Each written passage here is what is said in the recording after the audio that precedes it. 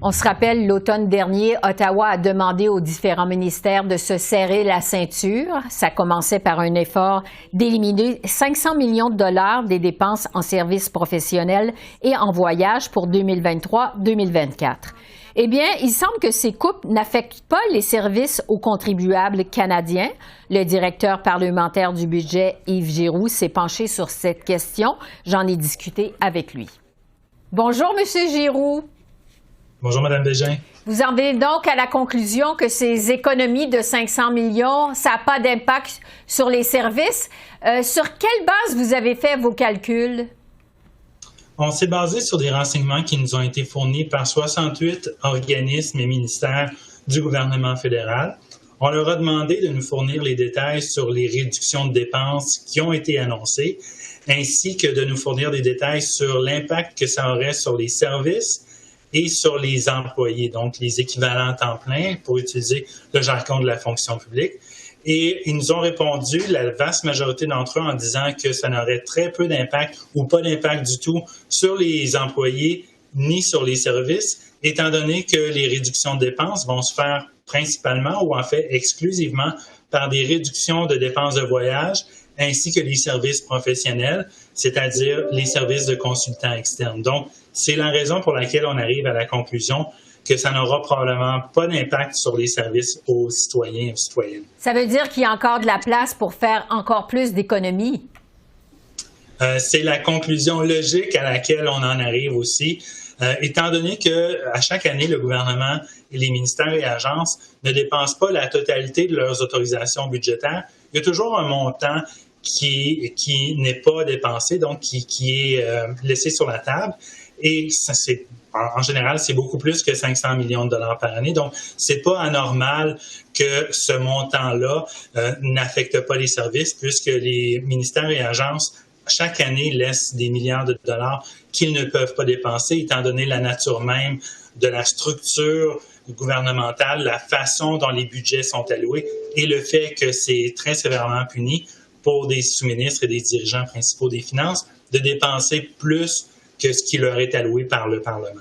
Vous rapportez aussi que 3 organisations fédérales n'ont pas présenté de données ventilées, dont le ministère de la Défense et le ministère des Services aux Autochtones.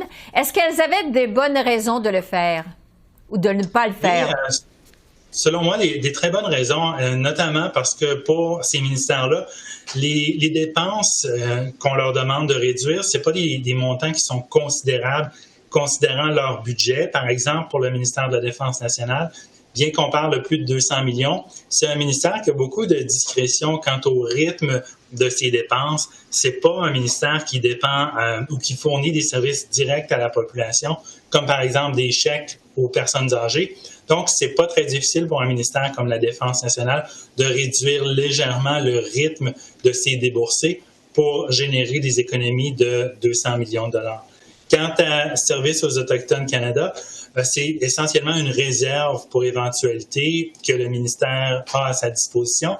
Donc, ce qu'ils ont à faire, c'est ce coussin-là pour éventualité, ce qui est pas non plus quelque chose qui va avoir un impact sur les services que le ministère offre, à moins évidemment qu'il y aurait une grosse surprise, une mauvaise surprise du côté des opérations. Mais puisqu'on est déjà en février et que l'année financière se termine à la fin mars, c'est peu probable qu'il y ait une si grosse surprise qui exige que le ministère gruge dans sa réserve pour éventualité. Donc, l'absence de détails dans ces cas-là n'est pas quelque chose qui me surprend ou même qui m'inquiète. Donc, c'était justifié. Oui, ça a beaucoup de sens parce que d'un point de vue global, 500 millions de dollars dans un portrait global de plus de 400 milliards de dollars de dépenses, c'est un peu comme si on vous demandait à vous ou à moi d'économiser 20 dollars ou 50 dollars pendant toute une année ou sur des dépenses de toute une année et qu'on nous demandait des détails précis sur les endroits où on va couper. On n'aurait probablement pas grand-chose à dire parce que c'est pas un montant significatif dans le budget d'un ménage, mais c'est la même chose pour le gouvernement fédéral. Bien que le montant soit important, dans l'ensemble des dépenses du gouvernement, c'est pas très significatif. Oui. Et pour revenir sur les 500 millions d'économies demandées, dans un budget de plusieurs centaines de milliards de dollars, ça paraît bien peu. Est-ce que vous diriez que cet exercice du gouvernement était inutile? Ben, je n'irai pas jusque-là, mais je dirais que c'est plutôt un exercice très facile, comme pour utiliser l'analogie d'il y a quelques secondes, quelques minutes. C'est comme de demander à un ménage d'économiser quelques dollars ou de réduire ses dépenses de quelques dollars dans une année. Donc, c'est pas quelque chose de très, très important. Et c'est probablement une économie qui aurait été réalisée de toute façon en raison du fait que les ministères et agences ne peuvent pas dépasser leur budget.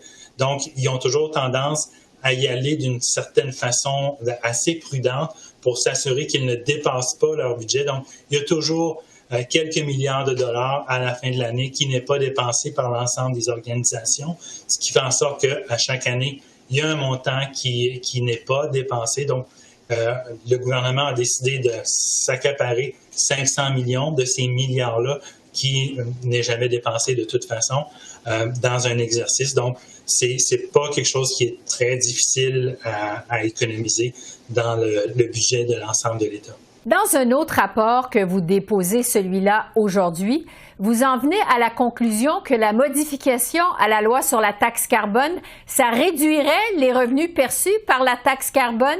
Vous en venez à quel calcul au juste? On arrive à une réduction de la taxe carbone pour les agriculteurs en résultat, qui est le résultat des amendements adoptés par le Sénat, d'entre 19 et 27 millions de dollars par année. Et c'est une exemption qui s'appliquerait uniquement pour le séchage des grains produits par les agriculteurs et seulement pour une période de 3 ans, alors que le projet de loi, tel qu'adopté par la Chambre des communes, visait à exempter non seulement les carburants utilisés pour le séchage de grains, mais aussi pour le chauffage et la climatisation des bâtiments de ferme. Et là, l'exemption était 4 fois plus importante pour les agriculteurs. Alors, on voit que ce qui a été approuvé par le Sénat et retourné à la Chambre des communes représente une économie 4 fois moindre que ce que la Chambre des communes avait initialement approuvé beaucoup plus tôt en 2023. Donc, des impacts sur les finances publiques. Yves Giroux, merci beaucoup. Merci de votre temps. Toujours un plaisir.